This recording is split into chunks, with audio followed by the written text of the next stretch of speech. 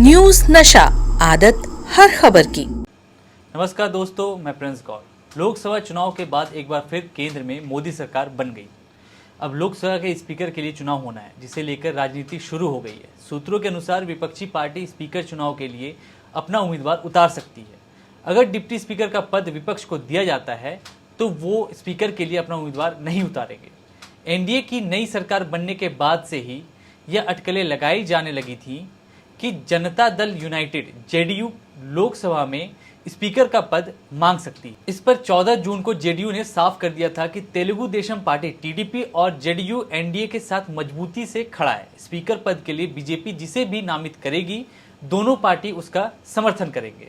पिछले 2 लोकसभा चुनाव में बीजेपी ने अपने दम पर बहुमत हासिल किया था, जिस वजह से लोकसभा में स्पीकर पद पर बीजेपी का दबदबा था। 18वीं लोकसभा में अध्यक्ष की भूमिका महत्वपूर्ण होगी, क्योंकि विपक्षी इंडिया गठबंधन 234 सदस्यों के साथ सशक्त होकर सदन में नजर आएगा। विपक्षी पार्टी पहले ही कह चुकी है कि इस बार सदन में बीजेपी की मनमर्जी नहीं चलेगी। 17वीं लोकसभा का कार्यकाल 17 जून 2019 से 5 जून 2024 तक था। इस दौरान संसद में कई प्रदर्शन हुए। कई बार ऐसे मौके आए जब सांसदों को निलंबित कर दिया गया। दिसंबर 2023 में शीतकालीन सत्र के दौरान 146 सांसदों को निलंबित कर दिया गया था। लोकसभा चुनाव के नतीजों के बाद 8 जून को कांग्रेस वर्किंग कमेटी की बैठक बुलाई गई थी, जिससे पार्टी की पूर्व अध्यक्ष सोनिया गांधी ने कहा था कि अब संसद को उस तरह से नहीं दबाया जा सकता और न ही दबाया जाना चाहिए जैसा कि पिछले 10 सालों से किया जा रहा था। मोदी सरकार के तीसरे कार्यकाल के लिए सबसे बड़ी चुनौती है लोकसभा अध्यक्ष का नाम तय करना। पिछली 2 सरकारों के उलट यह सरकार भाजपा की ही नहीं बल्कि एनडीए गठबंधन की है। भाजपा इस हैसियत में भी नहीं है कि गठबंधन दलों की सहमति के बिना वो अपनी पसंद का लोकसभा अध्यक्ष चुनवा सके। सदन में बहुमत के आंकड़े से वह 32 सीटें पीछे है। ऐसे में उसके साथ सत्ता में आए बाकी दलों के पास अब यह बार्गेनिंग पावर है कि स्पीकर के नाम को लेकर वो सरकार को घुटनों पर ला सके। अभी तक जब भी गठबंधन की सरकार बनी है, स्पीकर दूसरे दलों से रहा है। सिर्फ 2009 में स्पीकर कांग्रेस की मीरा कुमार चुनी गई थी। उस समय भी कांग्रेस के पास कुल 206 सीटें थीं, लेकिन यूपीए के अन्य दलों ने स्पीकर पद के लिए मीरा कुमार के नाम पर कोई आपत्ति नहीं की थी। इसके पहले 1996, 1998, 1999 में सत्तारूढ़ पार्टी से बाहर का ही स्पीकर रहा। 2004 में सोमनाथ चटर्जी स्पीकर थे, जो मार्क्सवादी कम्युनिस्ट पार्टी से थे। सीपीएम सरकार में तो नहीं थी, पर चूंकि उस समय की यूपीए सरकार वाम दलों की बैसाखियों पर थी, इसलिए स्पीकर उनका चुना गया था। 1996 में पीएस संगमा स्पीकर थे, जो कांग्रेस से लोकसभा में थे। संयुक्त मोर्चा की देवगौड़ा और उनके बाद की इंद्र गुजराल की सरकार को कांग्रेस बाहर से सपोर्ट कर रही थी, इसलिए कांग्रेस ने स्पीकर का पद अपने पास रखा था। साल 1998 में अटल बिहारी वाजपेयी की एनडीए सरकार में speaker Telugu Desam party TDP के जीएमसी बालयोगी थे। 1999 में उनके एक विवादास्पद फैसले से वाजपेयी सरकार गिर गई थी। फिर मध्यावधि चुनाव हुए और फिर से भाजपा की अगुवाई में ही एनडीए सरकार बनी। बालयोगी इसके बाद भी अध्यक्ष रहे। 3 मार्च 2002 को एक हेलीकॉप्टर दुर्घटना में उनकी मृत्यु हो गई थी। इसके बाद प्रधानमंत्री अटल बिहारी वाजपेयी ने शिवसेना के सांसद मनोहर जोशी को लोकसभा अध्यक्ष बनवाया था। इस समय भी भाजपा भले ही 240 सीटें जीत कर आई हो और प्रधानमंत्री नरेंद्र मोदी ने अपनी बढ़त का हवाला देकर सभी महत्वपूर्ण मंत्रालय जैसे कि रक्षा, गृह, वित्त और विदेश अपनी पार्टियों के मंत्रियों को सौंपे हों, लेकिन स्पीकर पर पेंच अटका है। तेलुगु देशम पार्टी के मुखिया चंद्रबाबू नायडू यह पद अपनी पार्टी के किसी सदस्य के लिए चाहते हैं और प्रधानमंत्री अपना स्पीकर चाहते हैं। जनता दल यूनाइटेड और तेलुगु देशम एनडीए में तो 2 ऐसे दल हैं जिसकी मदद के बिना मोदी सरकार का चलना थोड़ा मुश्किल है। टीडीपी के पास 16 और जेडीयू के पास 12 सांसद हैं। जेडीयू के ललन सिंह और रामनाथ ठाकुर को क्रमशः कैबिनेट और स्टेट मिनिस्टर बनाकर नीतीश कुमार को तो खैर प्रधानमंत्री ने संतुष्ट कर दिया, मगर टीडीपी के चंद्रबाबू नायडू बहुत ही घाघ राजनेता हैं। वो एक ऐसा पद भी चाहते हैं जिसके जरिए प्रधानमंत्री पर अप्रत्यक्ष नियंत्रण पा सके।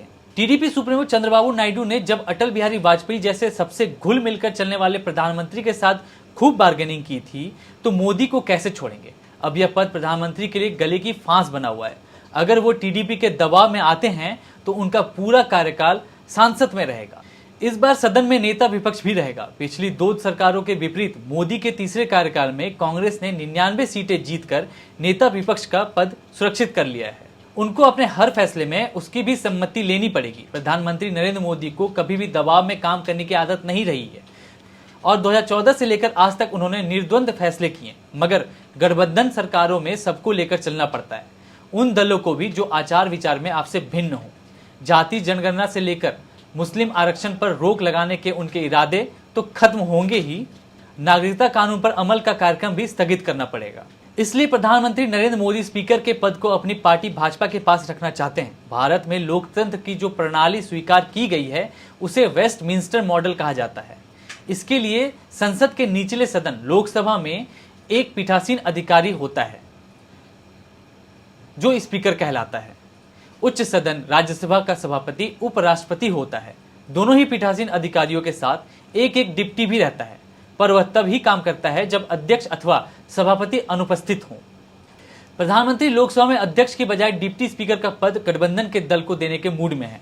राज्यसभा में तो उपसभापति का पद पहले से ही जेडीयू के पास है, इसलिए निर्णायक लड़ाई लोकसभा के अध्यक्ष पद के लिए है। लोकसभा का अध्यक्ष ही लोकसभा की पूरी शक्ति रखता है और सरकार का सारा दारोमदार लोकसभा पर ही निर्भर है।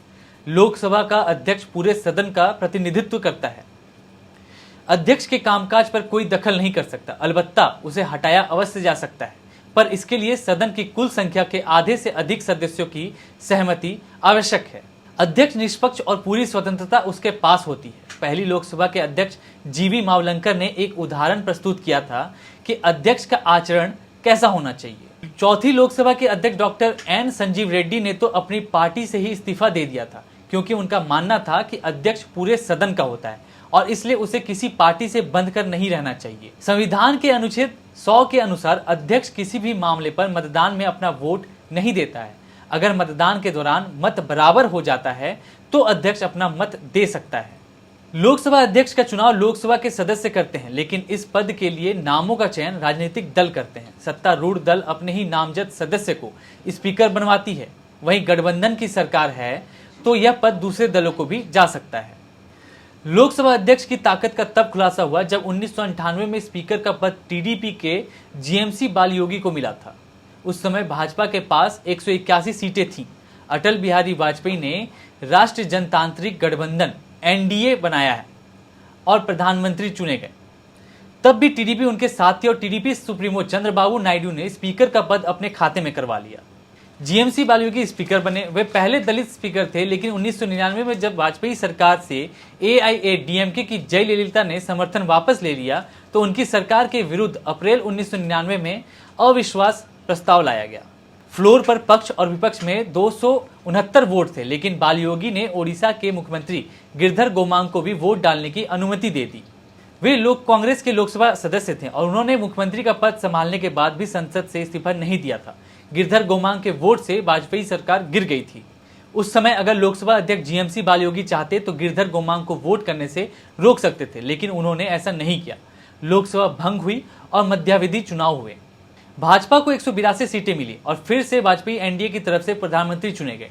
टीडीपी इसके बाद भी एनडीए में रही और बालयोगी एक बार फिर स्पीकर नियुक्त हुए, मगर 3 मार्च 2002 को हेलीकॉप्टर दुर्घटना में उनकी मृत्यु हो गई। उनके बाद अटल बिहारी वाजपेयी ने शिवसेना के मनोहर जोशी को लोकसभा अध्यक्ष बनाया। इसके पूर्व वो महाराष्ट्र के मुख्यमंत्री रह चुके थे। बाला साहब ठाकरे की शिवसेना भाजपा की स्वाभाविक पार्टनर थी। साल 2004 में जब लोकसभा अध्यक्ष सीपीएम के सोमनाथ चटर्जी बने, तब 2008 में जब न्यूक्लियर डील हुई उसे कांग्रेस को सपोर्ट कर रहे वाम दलों ने मनमोहन सरकार से हाथ खींच लिया।